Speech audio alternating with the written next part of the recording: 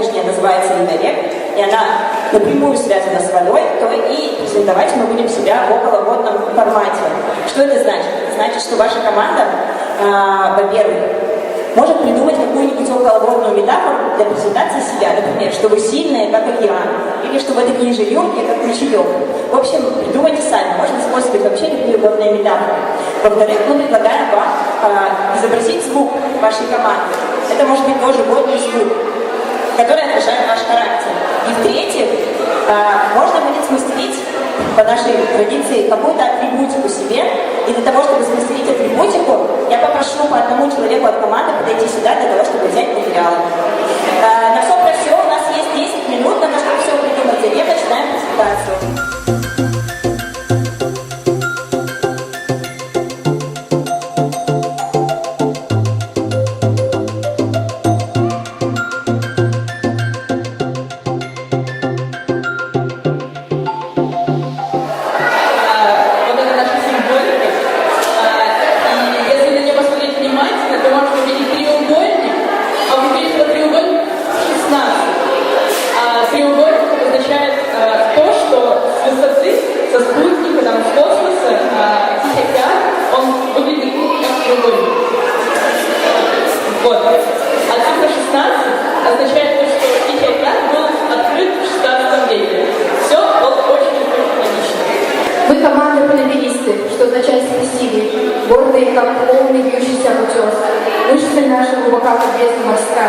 Познание широки, как гладь океана, но стремительный заборный поток, легкий, как горизонт на закате. Наша команда... Наша команда — это огромный крейсер, который беспрерывно бьет творческой энергией и хорошим настроением, и в целом положительными эмоциями. Также у нашей команды есть свой фирменный звук, и чтобы его услышать, вы можете взять вот такую ракушку и положить руку. Спасибо большое. Начало всего называется истоком, и начало нашего лет тоже будет называться истоком. Также у нас много серебра, потому что исток всегда чистый. А теперь наш звук. Спасибо. Это была команда «Исток». Наша команда называется «Смайл». Мы 7 смелых и отважных речников, полученных в бурном течении школьной жизни. Это Регина, и ее имя так же красиво, как водная стихия. Это Таня, она так же быстра, как горная река. Глаза ее ярко, как цвет океана. Это наша Катя. Она и на лопате, держа в руках кроль катера, вперед и кричала мечты. А все вместе мы водоворот судьбы. Так, на этом этапе мы будем исследовать выставку, которая называется «Имя рек». И если вы посмотрите на свои папки, на вот эти планшеты, то вы найдете после первого этапа, этап номер 2. Там будут разные задания. Все, пожалуйста, поройтесь в своих папочках. Там нарисована карта.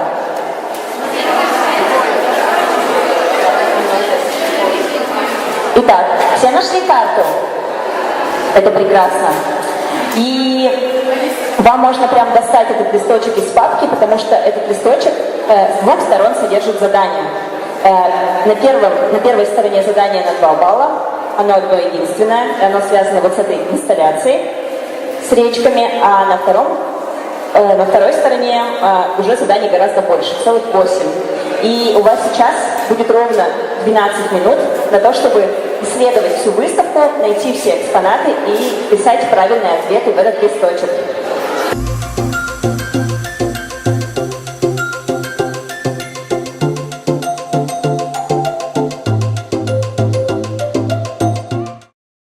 В данный момент ребята делают следующее задание, а именно каждая команда выбрала какой-то объект, который больше всего понравился на этаже, и они готовят такую небольшую презентацию, рассказ про этот объект при помощи вспомогательных вопросов. То есть, по сути дела, ребята будут интерпретировать арт-объекты, которые у нас здесь представлены, работы художников, и будут готовить про них рассказ. И каждая команда готовит рассказ про какой-то отдельный объект, и поэтому мы вместе со всеми командами пойдем в такой большой экскурсии, и каждая расскажет про выбранную работу, и так мы про все работы поговорим.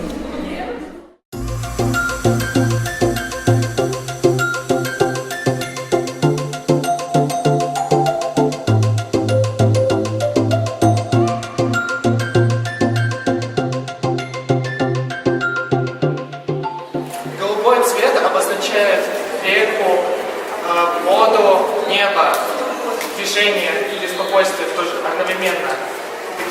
Такое оксюморон. В то же время это постоянный цикл. Эту картину можно было бы продолжить бесконечно. Можно было бы сделать ее вообще кругом. Это мы можем заметить здесь переход настроения от плавных линий и таких аккуратных, нежных, спокойных, более резким и агрессивным. По-моему, это показывает нам агрессивность, не агрессивность, а нестабильность нашего мира, нашей Вселенной, которая постоянно колеблется, постоянно находится в движении и изменяется. Которая, с одной стороны, мы можем найти в ней гармонию и покой, но, с другой стороны, она непознаваема и очень сложна, и, как я уже сказал, нестабильна. Вот так я и моя команда видит эту работу. Спасибо. Есть ли вопросы? Команда. Давайте. Это что-то специально? Я думаю, его кто-то другой наклеил. Так, вопрос. Ладно, потом. Есть еще вопросы? Да, давайте, конечно. Мы тоже размышляли насчет цветка и все-таки пришли к выводу, что он не случайно здесь был наклеен, потому что синий цвет очень часто изображает такую бесконечность. Если вы заметите, то это, можно сказать, и он сухой. И он бесконечный, то есть он будет жить долго-долго и... Но он не бесконечен, ибо он уже мертв. Ну, логично, что он будет жить вечность. И жизнь можно найти в мире. Это отсылка к теме буддизма. Вечное перерождение, вечное изменение жизни. Это уже философия. Хорошо. А есть ли еще вопросы? Других команд? Моя работа. Цветок здесь не случайно. Он растет у реки. Вообще, эта работа, это надпись, и у каждого из нас есть свой индивидуальный почерк, а это почерк моего случайного попутчика, которого я встретил в поезде. И он течет здесь, как течет сейчас моя речь перед вами, как течет, и также бесконтрольно, может быть, лирически, как наш почерк старается пробиться сквозь какие-то правила написания или какие-то нормы языка, скажем так. Вот, наверное, это работа про это. То, что это такая метафора речи как воды, текущей, как ручья. Сначала обратим внимание на материалы и цвет данной композиции. Мы видим, что использованы прозрачные материалы стекло, пластик, и это создает ощущение глади воды, бликов, отражение солнца на воде. И это позволяет создать именно основную задумку идеи, социальной связи человека и воды. Как мы все знаем, что вода ассоциировалась всегда с жизнью. Река – это начало нашего человеческого существования. Мы хотели бы, пройдя с вами через всю экспозицию, развить эту мысль. Начинаем мы отсюда. Как мы можем заметить, что вода, она взаимосвязана с человеком. Человек, если мы уберем взаимосвязь, он не сможет без нее существовать. Как растение. Если мы достанем его из воды, оно завянет, сохнет. Вы смотрите и сквозь прозрачные пласты можете видеть капли, блики, но и понимать, что там внутри глубина, но вы не замечаете и не можете разглядеть, что там дальше. Однако на поверхности можете наблюдать вот эти естественные изображения человеческих органов и глубину самой воды как элементы природы. Сквозь поверхность воды видим само дно. Молодцы. Предлагаю поаплодировать второй команде.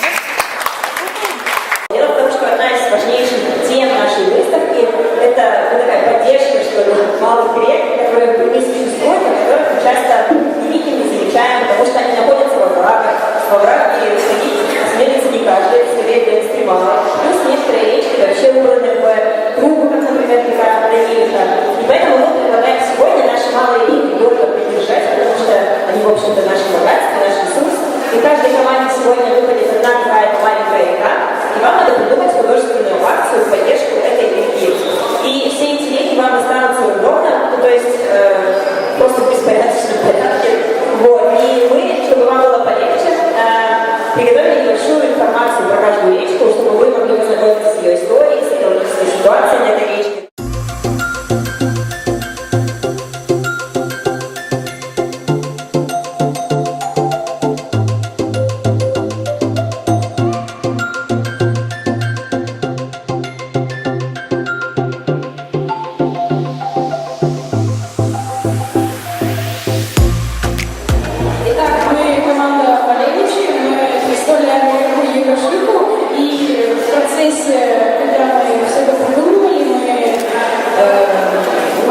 было очень много отличных людей, мы сейчас из которых тоже платили. Вот вы это сейчас видите. Но давайте вернемся к основной теме. Река Вишинка протекает по довольно-таки густонаселенным районам города, и протекает она по оврагу, который принят Богом, и Бог, он довольно-таки пустой, то есть никем ничем не населенный, живых домов там нет, и люди, к сожалению, сливают камень там, кинули туда мусор, то есть всячески не уважают реку, можно так сказать, и не считают ее, в общем-то, за что-то такое нужное. Наша команда называется «Тихий», ну или в скобочках «Дуплекс». И мы хотим преподнести вам наш проект. Мы хотим 3 октября организовать на Мотовилихинской речке, Большой Мотовилихе, открыть фестиваль. Назвать его «Лей в реку жизнь». Дело в том, что Большая Мотовилиха сыграла важную роль в истории Мотовилихинского района и вообще Пермского края. Она двигала наши заводы. И мы хотим уделить ей внимание. Мы хотим рассказать ее истории и вообще Мотовилихинского района. Поэтому на нашем фестивале 3 октября, открытие Мотовилихинского завода, мы проведем, во-первых, очистку этой речки, а во-вторых, разные игры, мероприятия, историческую музыку, костюмы. Все это будет там. Также будет парад детских плотов, на которых будут разные предметы и инсталляции, связанные с историей Большой Мотовилихи. И еще мы собираемся сделать акцию «Лей жизнь в реку», о которой расскажет Катя. Ладно. Смысл акции будет заключаться в том, что каждый участник фестиваля возьмет ведро, наполнит его водой и выльет воду, чистую, естественно, не болотную, в реку. Как? Мы сейчас покажем.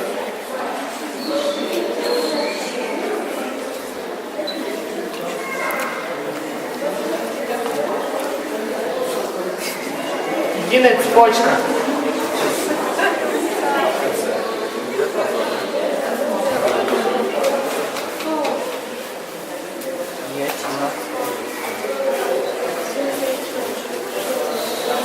В конце получается чистая река. Спасибо. Как всегда, могу только сказать, что это было здорово, и пожелать всем хорошего настроения. Даже если вы не выиграете, то неважно, главное участие и творчество. Спасибо.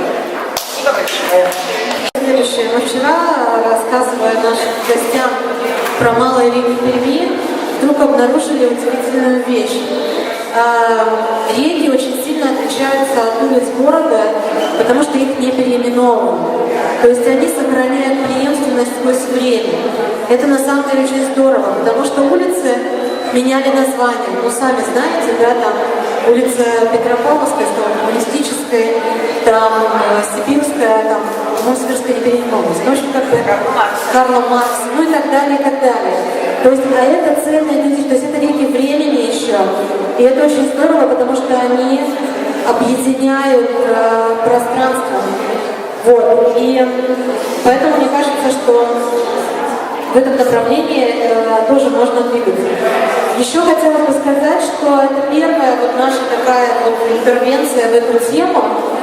И на самом деле как бы не так-то просто как бы выучить название этих рек, если по ним не ходить, если по ним не путешествовать. И сейчас для того, чтобы поддержать вот эту вот активность, в городе начала развиваться программа, вот эта паблик-арт программа по долинам малых рек. И в этом году в рамках экологии и пространства появилось очень много интересных арт-объектов. Поэтому, если у вас будет время, когда экскурсия будет на днях, да? Ну, в общем, посмотрите в интернете, будет организована экскурсия по маршруту паблик-арт-объекты по долинам малых рек с заездом в музей и так далее. Но, в принципе, можно будет поискать по карте и посмотреть. Там очень много замечательных совершенно работ, которые развивают воображение и которые очень экологично встроены в эти пространства. То есть это первая, по сути, тематическая программа в городе, интересно, которая призвана сфокусировать интерес именно на малых детях. Ну и, наверное, все. Вот, приглашаем вас как можно чаще ходить в наш музей и изучать больше наши малые реки, потому что это фантастический ресурс Перми, это наша гордость. Спасибо.